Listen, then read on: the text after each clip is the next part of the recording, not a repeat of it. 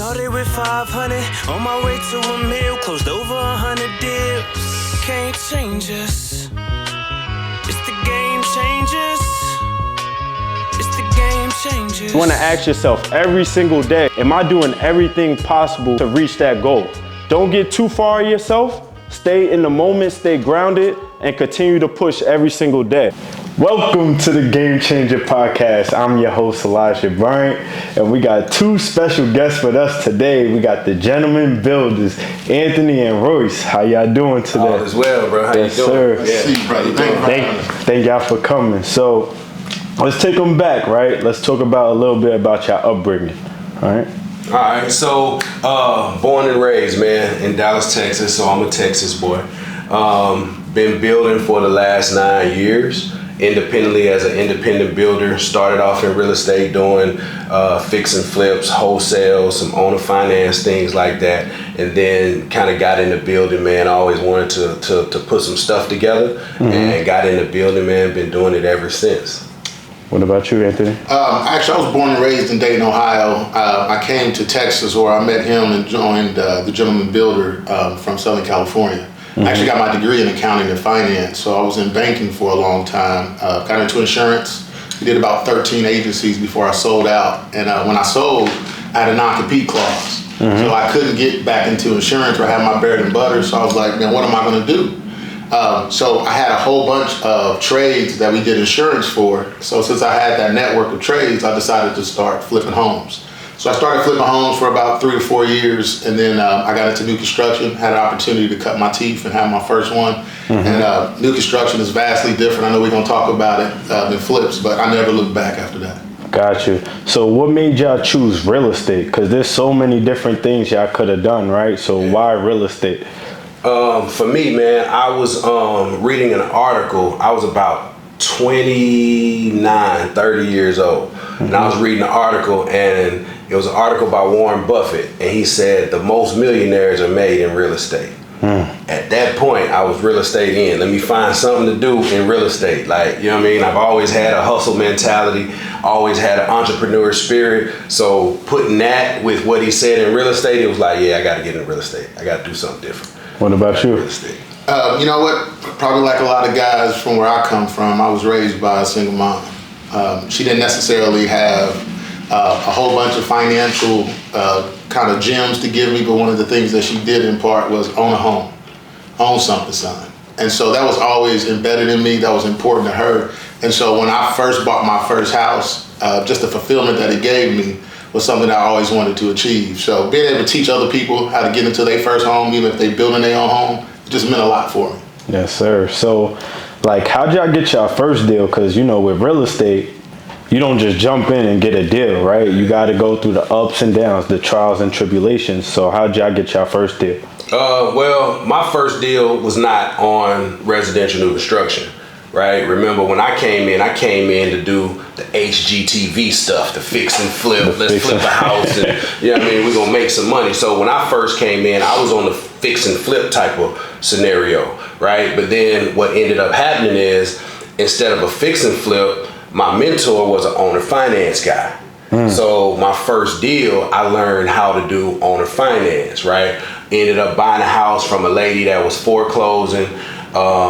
We purchased the house, fixed it up, found an owner finance buyer, got that deposit down payment. So that was my very first deal in real estate. Like, it wasn't a wholesale deal, it wasn't new construction, it was an owner finance. That's crazy. Right? And so that was one of those things where I came in looking to do one thing and ended up doing another thing that worked out, because that led me down the path of wholesaling and all of that, which got me to the path right now of building houses. Yeah, most people start off with wholesaling. So you jump from, you skip rookie year, you went straight to the pros from high school. Yep, exactly. So what about you, Anthony? How'd you get your first deal? You know what I'm going to say as far as what I count as my first deal, as far as me doing on my own, because I did a couple JVs or joint ventures when I first got started. But my first deal that I did by myself, I wanted to first take down a piece of land. I didn't have the money to purchase the land, but I knew a lot of people who were involved in real estate. So I went to them with a proposition to buy this land, and because they never invested in me before, I actually gave them a 40% return on their money.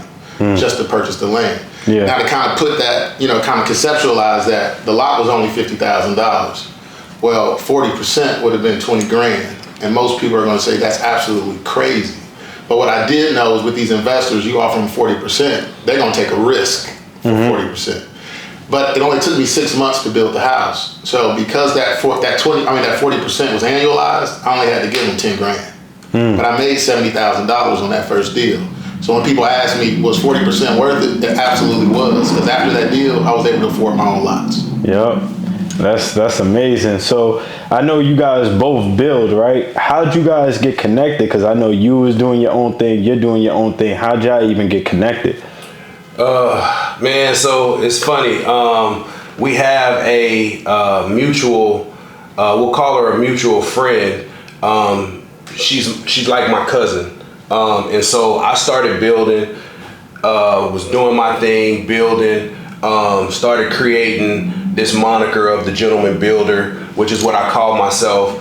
And, I just continued to build and start building traction, posting my progress, posting my journey about building, and started to build my brand based on that. Well, I was looking to do some other things in building, like get into some of the city organizations, start building, doing some things, connecting and partnering with the cities. And my cousin was like, hey, I got this dude you really should meet. Like, he's a builder too. Like, he's really one of those guys that you should connect with because I think he'll be able to help you get to where you want to go.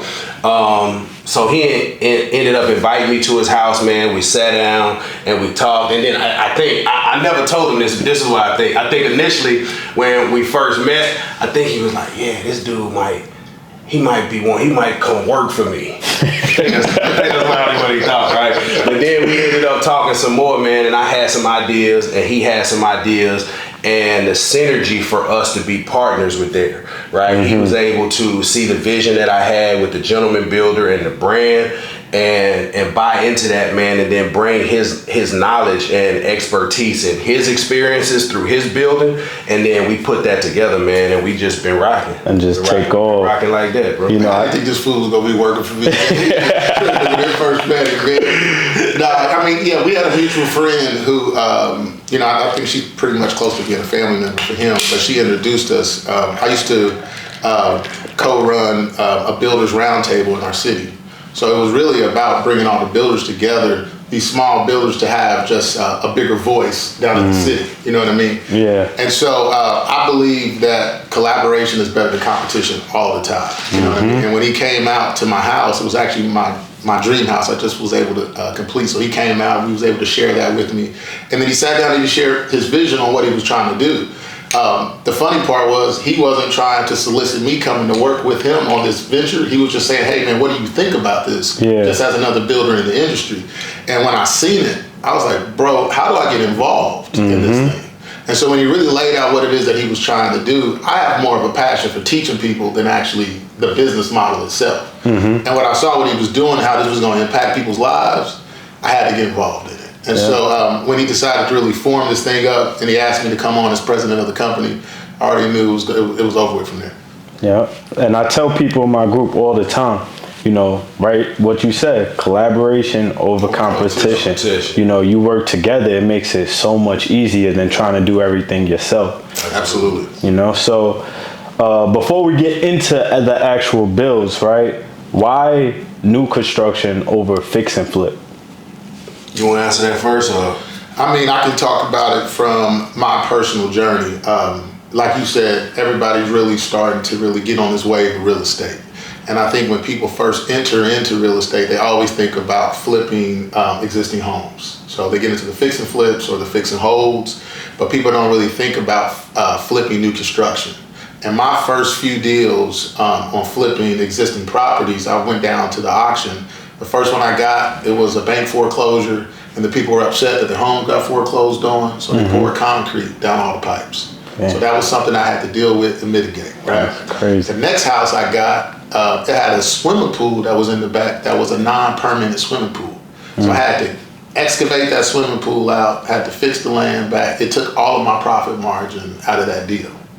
So what I just started to find out when you're dealing with these flip situations, you really never know what you're going to get And that could totally kill the deal, and you had no way to even know it on the front end. Yeah. With new construction, once I built this house one time, I know all my economics on that house. I can build it over and over and over again, and I know exactly what's going to take place and what I need to look forward to.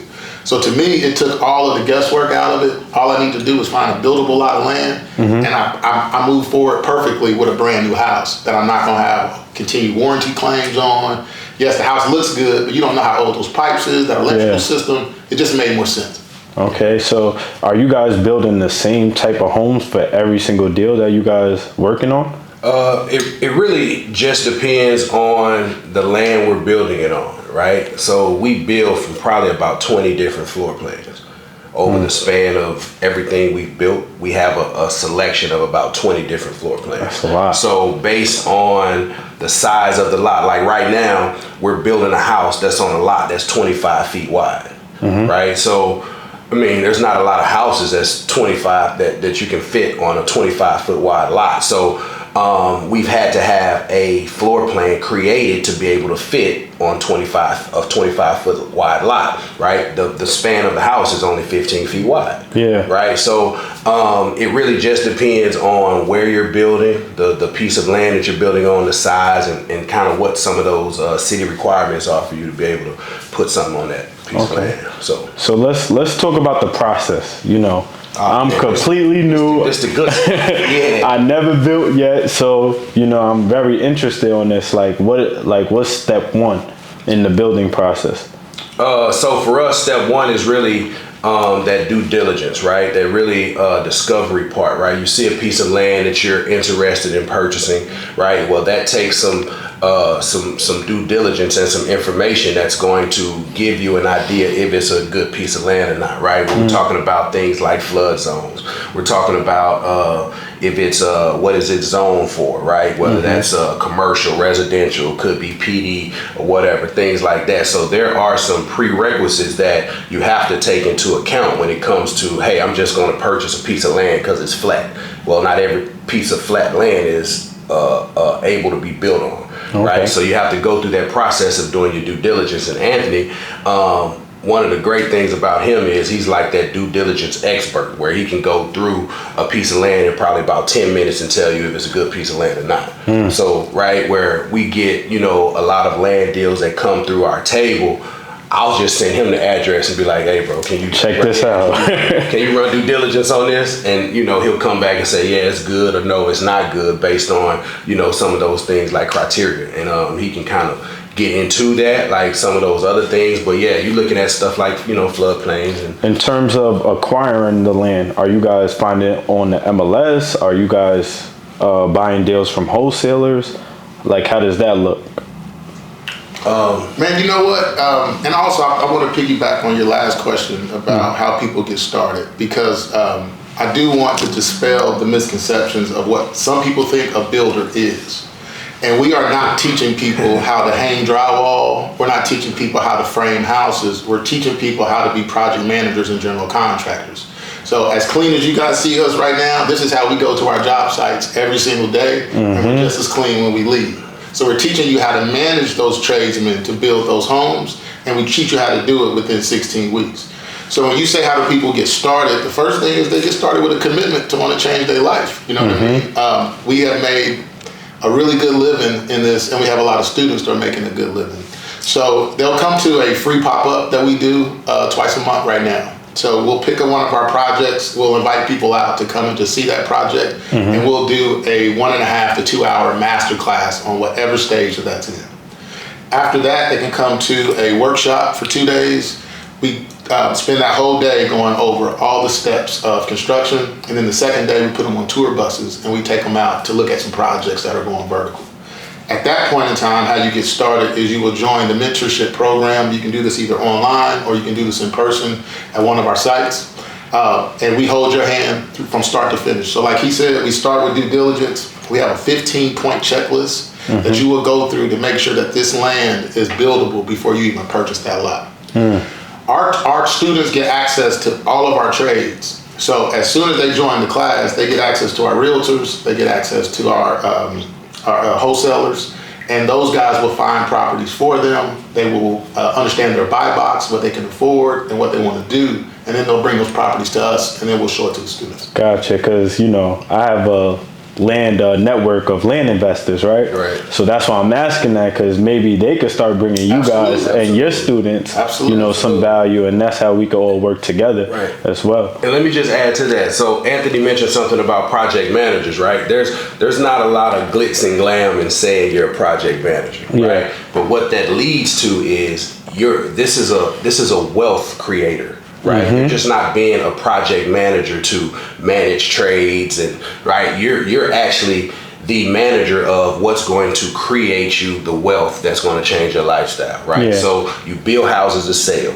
you build houses to rent, you build houses to add to your portfolio, real estate. Right, so what you're doing is you're managing these projects, but you're managing them for a purpose and the intention that it's going to create a legacy for you. Right, so that's the main purpose. Yeah, because even, you know, when I first started, if somebody told me I'm going to become a builder, I'm thinking I'm picking up a hammer or something. Like, no. Absolutely. You're just managing, you're putting the play together, and the contractors is handling all of that. Absolutely. So let's talk about a deal, a new construction deal. I guess one of your best deals, if y'all could talk about that. So I'll talk about one. One of mine, and then I'll let Ant talk about one of his. So I had a house that I was building in one of the suburban areas in Dallas. Ended up picking up the lot because the guy that bought the lot was intended to build on it. Right, and then him and his business partner separated, they broke up, and he wanted to get rid of the lot. So he really sold me the lot at a lower discounted price than what I needed it. Like, the lot was really probably worth about 25. Well, he ended up selling it to me for 10. So I got the lot for 10 on a discount, and then I knew him, so he was like the homie, right? Yeah. And so he sold me the lot for 10, and I ended up taking the lot. I had a $170,000 construction budget. So I'm in 180. Right, all in 180, and I ended up building a house in 75 days, and then I turned around and sold that house for like 270. So I made almost $100,000. Right. How long did this process take? About 3 months. Wow. Start to finish. I built the house in 75 days. The house sold in about a week and a half. Just 1 quarter. Yep. That's wild. Yeah. So that's my best story, man. That's my best story. Man, we got so many different good stories, and the thing that I like about this mentorship that TGB put together is there's a lot of different funnels that you can go into. So once you learn this skill set, you can build a house for yourself. You can build a house for other people as a fee builder. So you don't even have to find land and invest or have the credit. You just have the skill to build the house. Yeah. You can do spec homes for yourself, like he just said, or you can come work with guys like us. You can teach these classes, or you can be a general contractor. So since he talked about one as a spec home, I'm gonna talk about just myself. I have saved probably about $1.8 million in my last 3 houses by building my own. So our last house, it appraised at $2.1 million. My wife and I built that house for $910,000. Wow. We did end up going ahead and selling it. So we ended up selling it for 1.8. So you guys can actually understand that delta that's there. But I actually could have even just stayed in the house, pulled a couple $100,000 out of equity, and just floated that. You know what I mean? So I just love the ability that I can build my own house for my family. I can live in that house, and I'm getting it at cost. When you guys go out into some of these neighborhoods, I don't care where you live, the biggest homes are usually builders. Absolutely. And the reason why they got to build this house is because they're getting them at cost. Building it cheap at cost. And this is one of the biggest hacks that has been kept from our people, is how to build these houses. And there is so much of it. Like I told you, that house, I sold it for 1.8 and built it for 900,000. How many other builders are selling these houses to you at that price point? Yeah. And you're paying all that equity when you could have just built your own house. It's crazy. It's crazy. Yeah. You know, let's say this, right? I got 50,000, right? And I see what y'all doing. I just watched this podcast. I'm all invested, right? How can I get started? And then how does that process even work for me? Let's say I live in Florida. You guys is in Texas. How can I get started with you guys? So first thing, we really make it convenient for anybody that wants to get into flipping new construction, anybody that wants to get in the build game. So we've created an online platform for people who are not local to our area, who are not in Dallas, but still need that expert instruction that we've created to be able to learn how to build a house. So for somebody like yourself who's in Florida, in Tampa, right, we've created an online portal that gives you the same A to Z information of building a house that you would get in our 16-week mentorship program, right? So say, for instance, you had that 50K, right? Our online course or online portal is designed to be affordable and still give you that same 16-week mentorship feel. So that would be the start. But with that 50K also, that gives you enough leverage to be able to take the course, understand what it takes to get in the building, and still have enough of a buffer there to get you into your first project with some of the things we teach you on how to leverage those funds to be able to get construction loans with, non-experienced construction loans through some of our resources and things like that. So you really have a variety of ways that you can enter with, some funds like $50,000. Like how much would you say somebody needs to even get started doing this? And it'll vary. It'll vary per project and things like that, but that reserve, you're looking anywhere between like 10 and 15K, and that's really more so to cover something like your closing costs, some of your interest payments that you may incur with your construction loan and things like that. So it's not a large number that you need. Like most people think, oh man, to build a house, I need 300,000. That's what I'm thinking. I need 400,000. And really you don't, because at the end of the day, you have to think, there are lenders out there, resources out there that are giving you 100% of your construction loan. 100%. Right? And what benefits people who already have land like yourself is you have these construction lenders that will use the land that you have as equity. So you don't even go into the deal paying closing costs. So now you've entered a construction project with $0 out of pocket. So if you only have 10 grand to work with, now that 10 grand is going toward you floating your upfront construction costs and then paying that interest until you get your draws back. That's fire. So, you know what I mean? That's fire. It kind of works. In my mind, I'm thinking, like you said, I need that 300K to make this happen. You saying 10 to 15 to make 6 figures plus? Absolutely. To do this? That's amazing. And the thing is, it's not, if I have $50,000, it's great on deploying that. But also what comes with the Gentleman Builders is the network and the opportunity that come with it. Right now in our current class, we have 23 students in our current class right now. They have already collaborated. They're already pooling their funds together to do bigger and better projects. So instead of trying to look at it like, hey, I got 50, you may look at it as, hey, I have 50 to bring to this group. And so we're all going through this course together. We're all getting this skill set and this mindset established. We can pool these funds because that's what we teach. It's all about collaboration, not competition. It's enough business and money out here for all of you guys to make a good living in real estate. So I would first get into the mentorship program. If I had $50,000, I would collaborate. I would make some connections. There may be some JV opportunities there, but if not, then that's the buy box that you work with. So you just let your broker know, like, listen, I need to find a lot around $25,000 to $35,000. Your first house may be a small, 1,300 square foot house, but you're in the build game. Yeah. After you do that, you go get a bigger piece of property. So I remember when I got my very first piece of land, and it was only 50 by 100, so it was 5,000 square feet. But now we're shopping for 20 acres. So it's a stepping stone. So with those 20 acres, are you building multiple homes on 20 acres? We're gonna do a whole subdivision. Oh my God. So y'all doing like entitlements? Is that so the included entitlement will be in that. So how that works is an entitlement is nothing but taking that raw piece of land and creating the blueprint for the infrastructure and everything that will be on it. Okay. Right, so that's really what an entitlement is. So you say, hey, we got 20 acres, right? So this 20 acres, we plan to put, say, 150 houses. Well, the 150 houses have to have plans created for civil engineering work, things like that, right? So when you get an entitlement, what that entitlement actually says is this particular layout of what you guys want to do has already been looked at, and the city or municipality approves what you're trying to do. So when people come in and they buy land that already has entitlements, what they're buying is all of that pre-required work or prerequisite work that it takes to get to the point of actually starting to break ground and build on that property.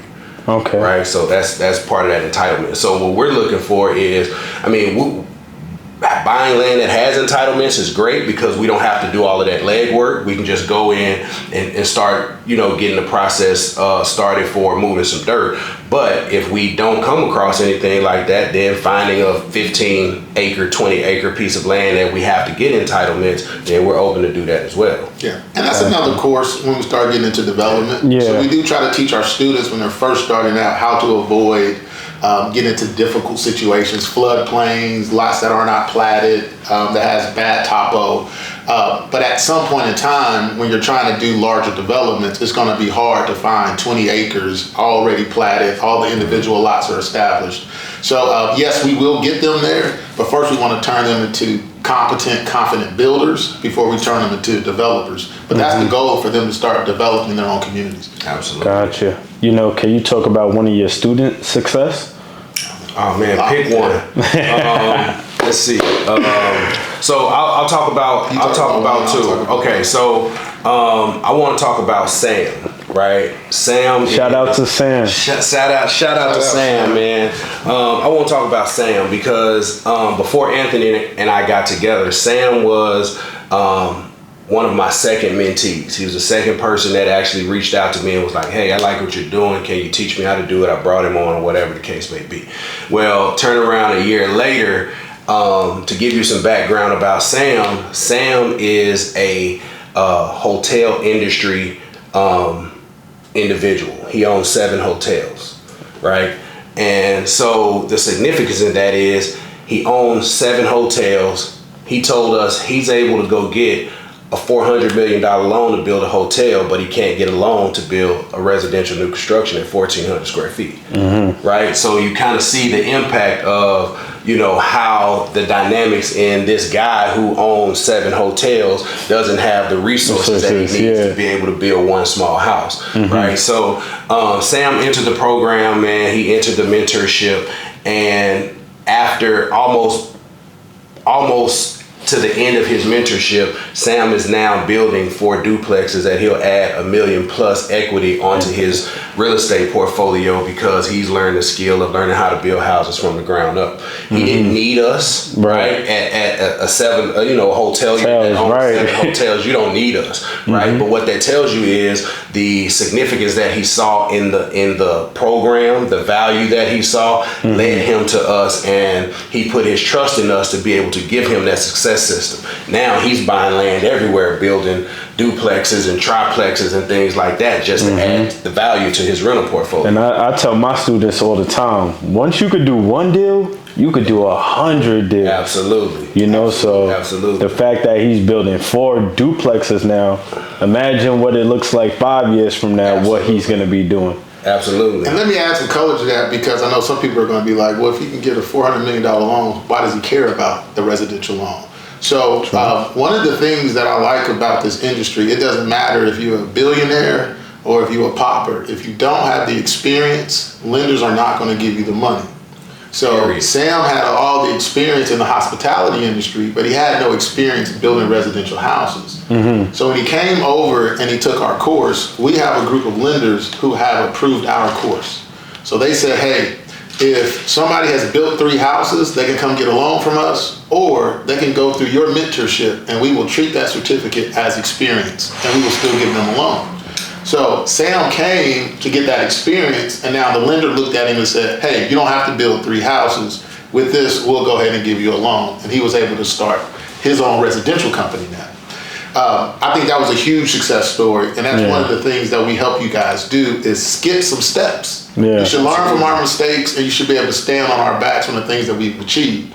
So when we go deal with these different vendors and these different resources, we're speaking for our students. Hey, if our student comes through this and you want to get our business, you got to give them something extra as well, right?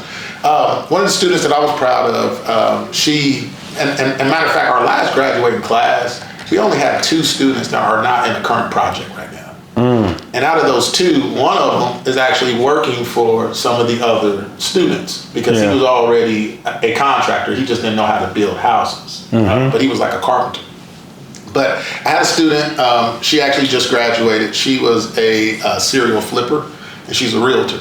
So with her coming through the course and learning how to build, she went out and bought 6 properties from Grant Homes. These are all going to be $1 million projects. So she's just now getting into the build game, and she's starting with $6 million projects. She's probably going to do somewhere between 200, 225 on each one of those houses. Wow. Yeah. That's amazing. And one thing y'all said that I really want to, focus on is you guys are providing the lenders. That might be the hardest thing. A lot of people is thinking where am I getting the money to, build this house, right?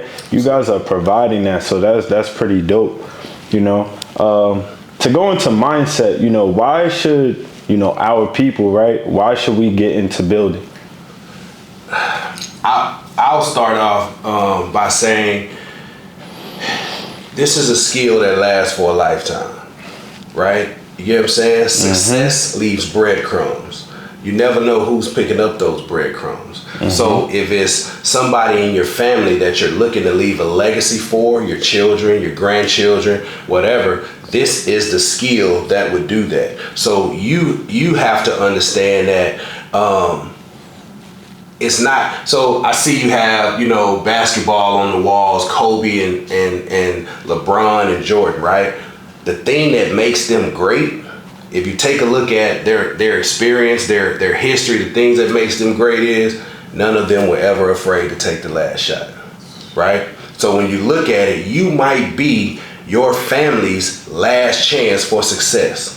Whatever that generational curse is that has been plaguing your family and poverty and low income standards, you might be the last hope for them.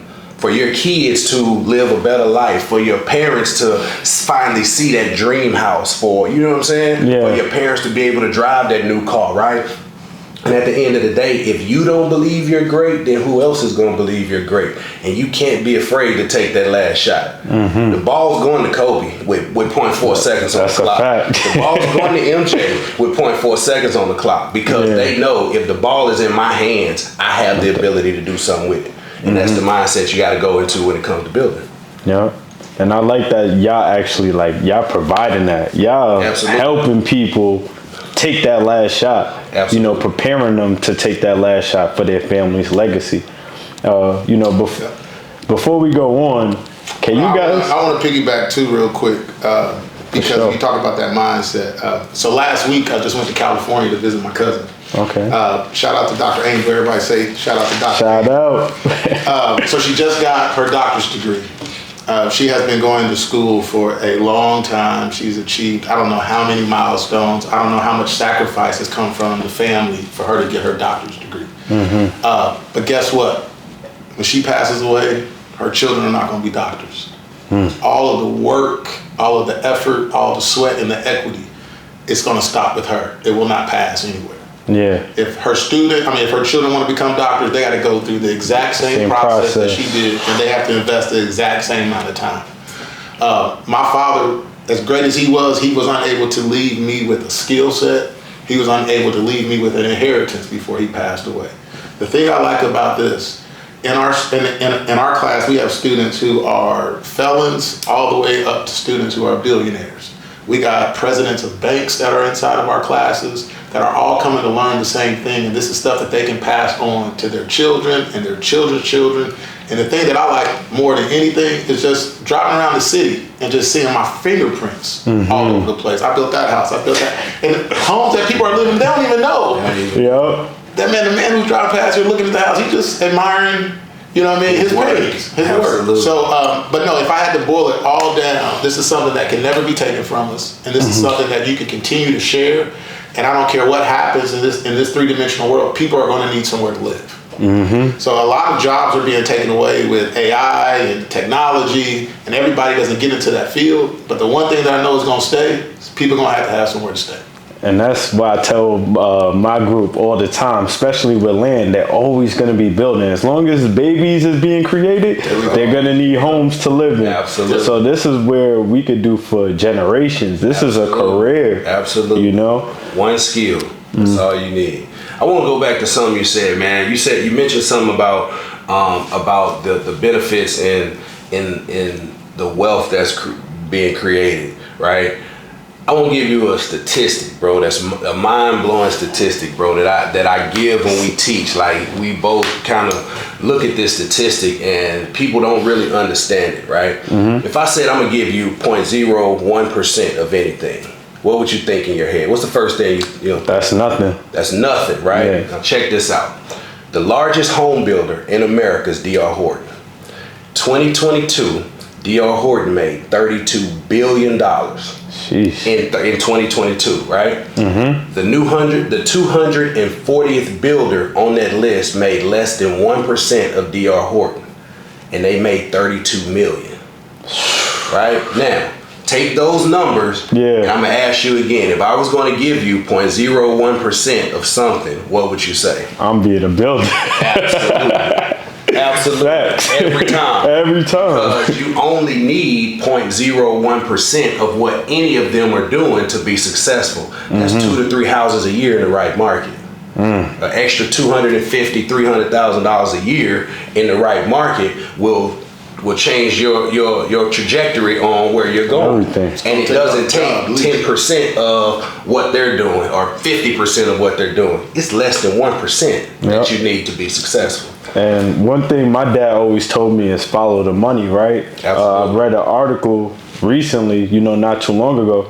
Warren Buffett, he invested $700 million into D.R. Horton. Success leaves clues, right? Absolutely. Why did he do that? He sees something that we should be seeing too, So I appreciate y'all for coming up here. Absolutely. Where can these people follow you at? Well, listen, man, all of our social media platforms on IG, it's the.gentlemanbuilder, THE.gentlemanbuilder with the A. On YouTube, it's The Gentleman Builder. On Facebook, it's R. Dyson Colley or The Gentleman Builder. We're everywhere. If you want the website, go to www.gentlemanbuilder.com, man. We're there. Yes, sir. If y'all want the plan on how to build on some land, y'all know where to come. Yes, Game sir. changers. Game changers. We out.